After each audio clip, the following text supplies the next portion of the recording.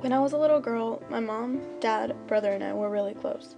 We would often do family activities like participate in kite day or just simply go on a walk at the park. Regardless of what we did, I always had a great time. But little did I know that our family fun would soon be gone. Coming home from school one day, I noticed my mom sitting on the floor and my uncle right next to her. It was odd. That wasn't the scene I normally came home to.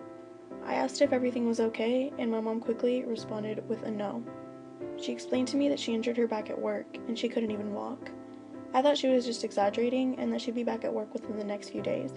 I was wrong. She did try going back to work, but being a preschool teacher didn't allow her to make the body movements she needed to. She couldn't help clean up, she couldn't be sitting for a long time, or just simply bend over. After failing at her attempt, she and my dad decided she was going to take some time off until she was able again. From then on, we were just in and out of doctor's offices. A while later, it was decided that she was going to have surgery. It didn't work. She felt the same. This happened 4 different times, and no luck on any.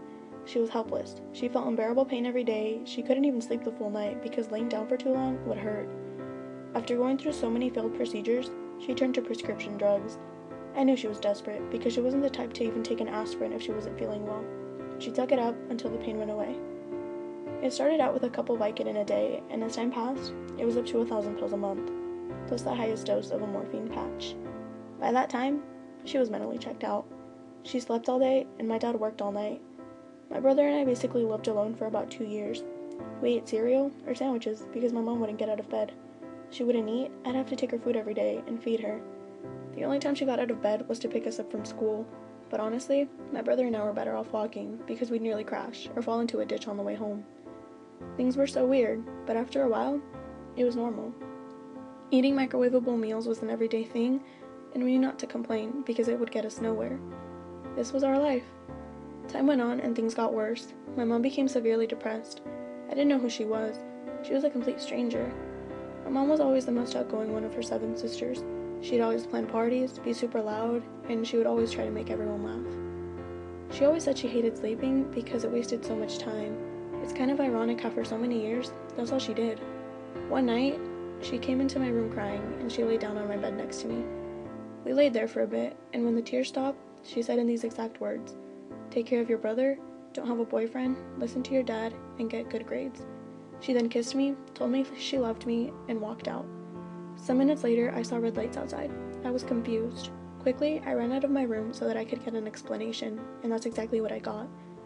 I saw my mom being taken out on a stretcher, and immediately, I knew what had happened. She tried committing suicide.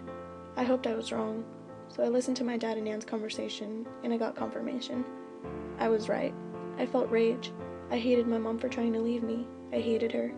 After that situation, I said screw it to everything. I got bad grades and began disobeying my parents.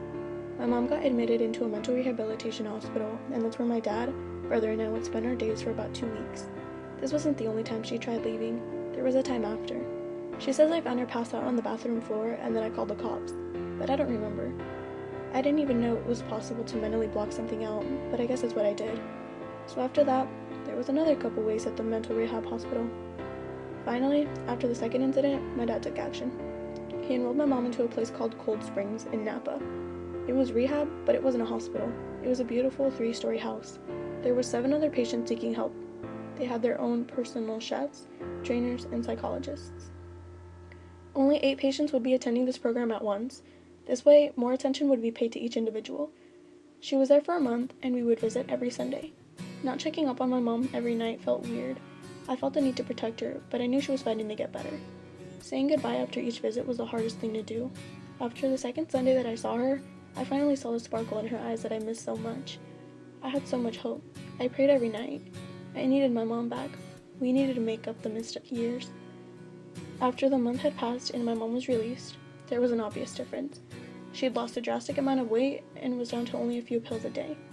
The next year, she got involved in soccer. She became the president of the league and realized it's what she loved doing. I had my mom back. I had almost lost hope, but I'm so glad I didn't. Things still aren't how they used to be.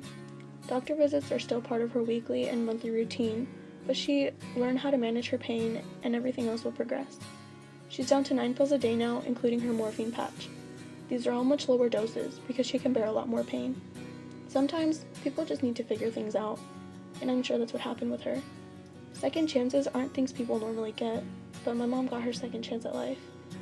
I knew that things were on me now. I didn't know if I could bring myself to forgive her.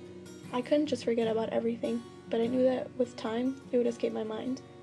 I wanted peace. I wanted to let everything go and start over. Forgiveness doesn't mean giving people a second chance to hurt you.